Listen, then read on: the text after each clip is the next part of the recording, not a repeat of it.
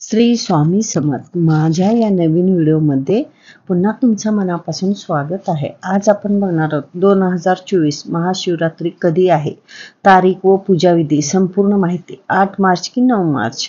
चला तर बघूयात. शिवशंकरा महाशिवरात्री हा हिंदूचा धार्मिक सण आहे. महाशिवरात्री हा सण फाल्गुन महिन्यातील कृष्ण पक्षातील चतुर्दशीला साजरा केला जातो. महाशिवरात्रीचा हा सण भगवान शंकर आणि माता पार्वतीला समर्पित आहे. या दिवशी माता पार्वती व शिवशंकराचे लग्नाच्या बंधनात बांधले गेले होते. म्हणूनच या दिवशी देवी पार्वती आणि भगवान शिवशंकर पूजा केली जाते. यामुळे आपल्याला सुख व सौभाग्याची प्राप्ती मिळते. असे म्हणतात की महाशिवरात्री दिवशी पृथ्वीवरील प्रत्येक शिवलिंगामध्ये भगवान भोलेनाथ विराजमान असतात.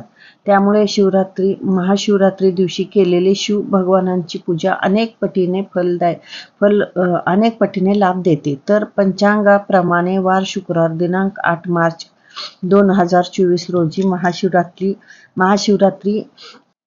आलेली आहे. ही तिथी 8 मार्चला रात्री 9:57 सुरू होईल. दुसऱ्या दिवशी म्हणजे 9 मार्चला संध्याकाळी 6:17 समाप्ती होईल.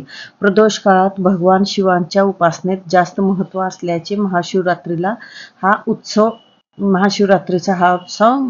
मानले जाते. 8 मार्च रोजी साजरा केला जाणार आहे.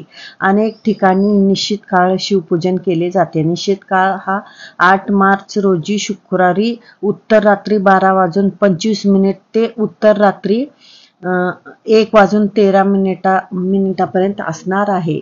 तर 8 मार्चला भगवान शंकरांची पूजा संध्याकाळी 6:25 पासून ते रात्री 8:28 पर्यंत आहे. आता आपल्याला महादेवाची पूजा कशी करायची आहे. प्रत्येकाच्या घरी महादेवाची पिंड ही असतेच. मग आपल्याला त्या पिंडीवर अभिषेक करायचे आहे.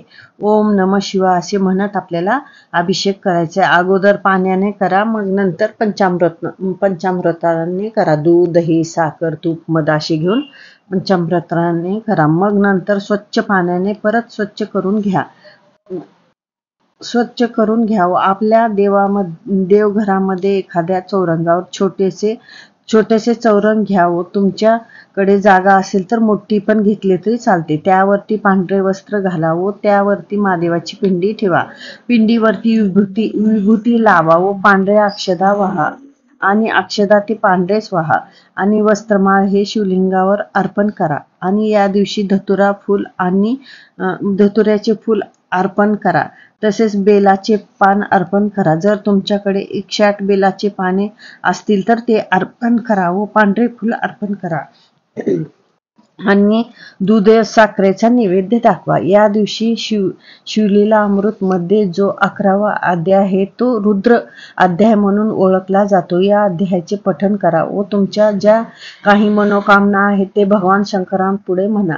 मुलांसाठी हा महाशिवरात्रीचा उपास करायचे आहे व आपल्याला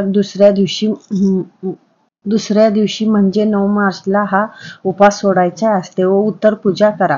अशा साध्या सोप्या पद्धतीने 8 मार्च 2024 रोजी महाशिवरात्री उपास करायचे आहे.